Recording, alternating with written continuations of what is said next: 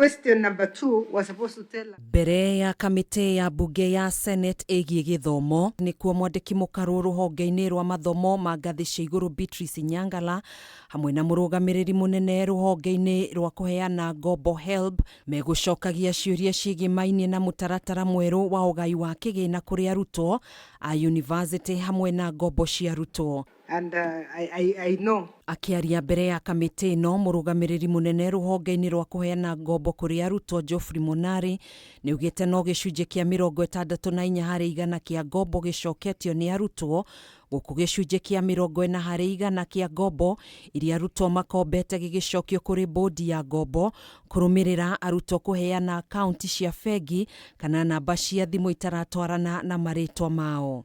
The recoveries right now are at 64%, and we are growing it every year. We all know the economic situation we are in the country, but that is work in progress. Oho Monari niaugite arutwo aya ni makoretwo makiamukira ngombo ciao hatari gucerithĩrio na gukinyanĩria na riu ni maheanite ngombo cia makiria ma ciringi bilioni 36 kuri arutwo 390 a university. Further, we have been able to fund another 192,000 students in TVET colleges. So the funding is going on. There could be some delays sometimes because the source of funding is from the exchequer, which has to raise money through KRA, and also from past loan recoveries, which are paid on a monthly basis, because past beneficiaries do not pay a lump sum for the whole year.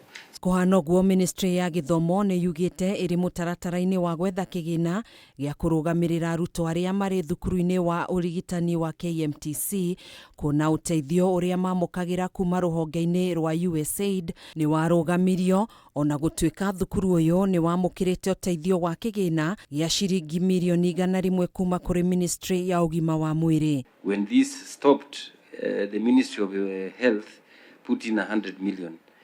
One financial year, about 2020-21, and from then there has not been any funding from the Ministry of Health. That is where we have a challenge. We are pursuing to get funding from KMTC so that we can be able to fund these students. Mwena-ini wake mwandiki mũkarũ ruhonge-ini rwa mathomo ma ngathĩ cia igũrũ Beatrice Nyangala ni atheretie na kuga mũtaratara wa ũgai wa kigina kũrĩ arutwo a university ni ũraruta wĩra ũrĩa kwagĩrĩire ona thengia wa gũcerithĩrio kũrekererio gwa kigina gĩkĩ. And I want to clarify that we have not reverted to the old funding model, because when the judgment was made, the money that is being disbursed had already been appropriated in 2024. The model is working. We can depend on this model to resolve the funding crisis and to help universities to provide better quality education, as has been indicated.